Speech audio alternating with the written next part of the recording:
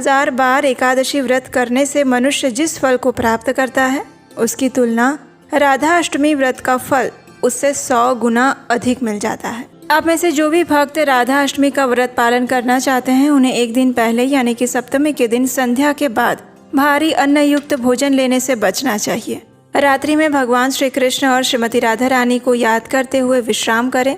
अपने मन और इंद्रियों को संयम में रखते हुए ब्रह्मचर्य व्रत का पालन करें और राधा अष्टमी वाले दिन प्रातः काल में ब्रह्म मुहूर्त में उठ जाएं। उठते ही श्रीमती राधा रानी से प्रार्थना करें, उनका स्मरण करें और उसके बाद प्रातःकालीन दैनिक कार्य समाप्त करें। उसके बाद अपने घर में पूजा के स्थान पर या मंदिर के पास जाकर अगर आपके पास राधा रानी का चित्र है या उनके विग्रह हैं तो उनकी पूजा अर्चना कर सकते हैं। उनकी षोडश उपचार के साथ धूप, दीप, गंध, नैवेद्य इत्यादि के साथ उनकी पूजन अर्चन करें। उसके बाद तुलसी देवी की पूजा अर्चना करें। उनके समक्ष बैठकर हरे कृष्ण महामंत्र का अधिक से अधिक जप करें।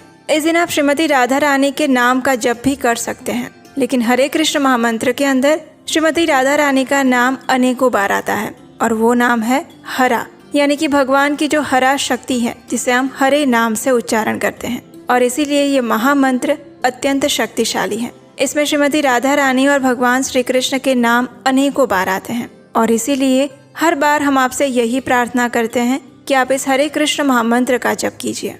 राधा अष्टमी के दिन हम उपवास का पालन करते हैं और विशेषकर ये उपवास दोपहर के समय तक रखा जाता है। दोपहर के समय में श्रीमती राधा रानी और भगवान श्री कृष्ण का पंचामृत से स्नान अभिषेक करवाएं। अभिषेक की संपूर्ण विधि हम पहले ही जन्माष्टमी के व्रत में बता चुके हैं। अभिषेक करने के बाद अब श्रीमती राधा रानी को और भगवान श्री कृष्ण को सुंदर नए वस्त्र पहनाएं।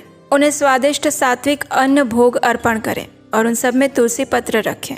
जब भगवान भोग स्वीकार कर ले उसके बाद उन दोनों की विशेष आरती करें, उन्हें धूप अर्पित करें, पुष्प अर्पित करें और अभिषेक द्वारा जो चरणामृत आपको प्राप्त हो रहा है उसी के माध्यम से आप अपना राधाष्टमी का व्रत खोल सकते हैं और आप दोपहर के बाद अन्न प्रसाद ले सकते हैं।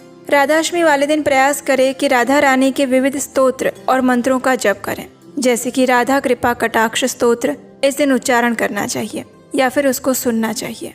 इस दिन हम श्रीमती राधा रानी की सुंदर लीलाओं का श्रवण करें, उनके दिव्य नाम, रूप और गुण तथा लीलाओं के विषय में सुने, लेकिन प्रमाणभूत वक्ता से ही सुने, क्योंकि हम जिससे सुनते हैं उसी की चेतना हमारे मन मस्तिष्क में जाती है। इसलिए प्रयास करें कि किसी प्रमाणभूत गुरु जो स्वयं गुरु परंपरा में आते हो और जो भगवान श्री कृष्ण के भक्त हों, ऐसे लोगों से ही श्रीमती राधा रानी की लीलाओं का श्रवण करें।